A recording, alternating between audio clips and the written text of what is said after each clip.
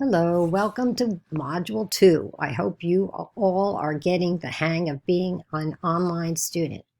This week, the focus of our research will be on the architecture and interior decorations that were characteristics of ancient Rome. To begin, we will see how the Romans conquered the mysterious Etruscan culture residing in the area north of Rome. The Etruscans built temples and they also used the arch form.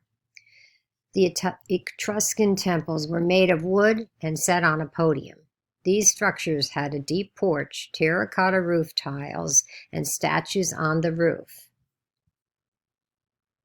The Etruscan used the arch, built of wedge-shaped stones called voussoirs.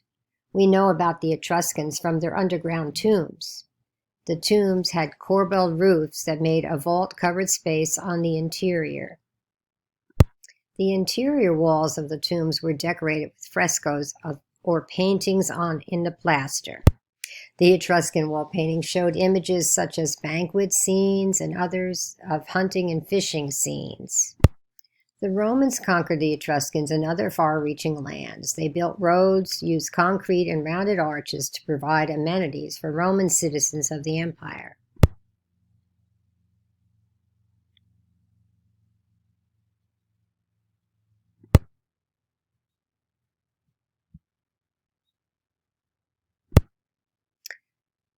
They built roads, used concrete and rounded arches to provide amenities for Roman citizens of the empire. The Romans built aqueducts, baths, monumental forums, and temples. Temple architecture incorporated columned porches and pediment facades, Ionic order columns, as well as Doric and later Corinthian capitals or composites were used. The city of Rome was a crowded place of architecture. The Roman Empire was linked via roads.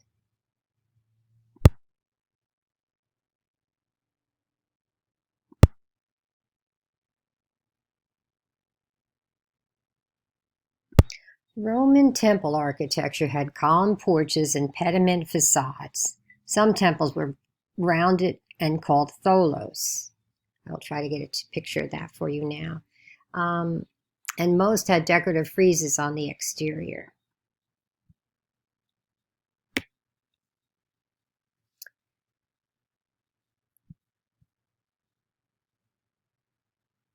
The Romans were best known for the use of concrete and barrel vaulting. Some temples were rounded, called tholos, and they had the decorative friezes on the outside. You can see the garlands there as well. The Romans were best known for concrete and barrel vaulting. Here you can see the rounded barrel vault and the intersection of the two barrel vaults making groin vaults. This image here is of the insulae, or an apartment house built in the Roman cities, particularly Rome. You can see the ground level had shops, and the upper level was living spaces, which we are doing nowadays with our modern decorating, modern buildings where stores are on the bottom and condos upstairs. The arch and vaulting gave the Romans the ability to build massive structures. This is a market of Trajan, sort of Trajan's shopping mall. Triumphal arches were also symbolic of the Roman Empire.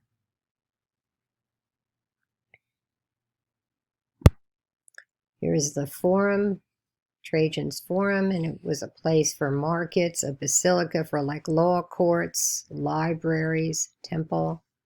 So the Romans had the ability to build these massive complexes.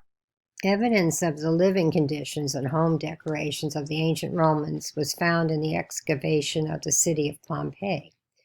The city had amphitheaters to entertain the people.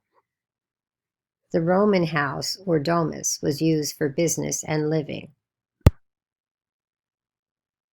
Concrete made possible the massive construction. Barrel vaults supported the seating area of the amphitheater. The Roman houses were on the street. The houses were used for business and living. Most had a foyer entrance and an atrium with an opening for water collection. The domus interiors had decorative styles of wall painting. So basically, the characteristics of Roman architecture were the arch, concrete, and the use of barrel vaulting. Not so much in the home, but the spaces of the home are defined here, as you can see.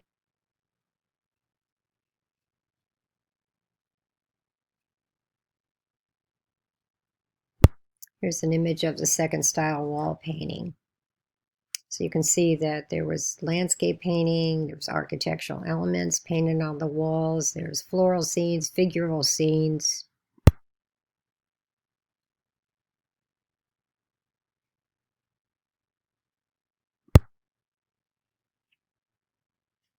This is a dining room or triclinium in a Roman house.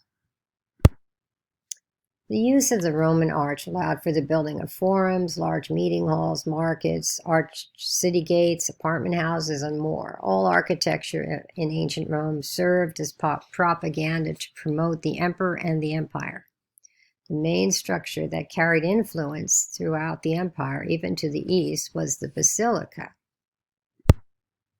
In the eastern part of the empire, or Byzantine era, the Romans incorporated the large dome-covered spaces supported by blocky square piers and squinches. You can see here the Basilica of Constantine in Rome was a large open meeting space.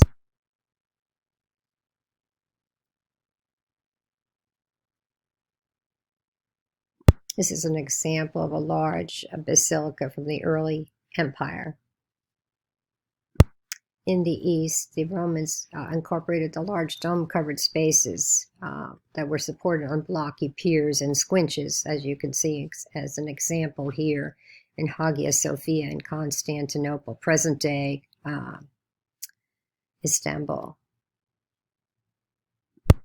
In the western section of the empire, the basilica plan continued to dominate and became the standard for all future church building, even into the Middle Ages. In Module 2, we will see how, in the Roman Empire, architecture served as propaganda.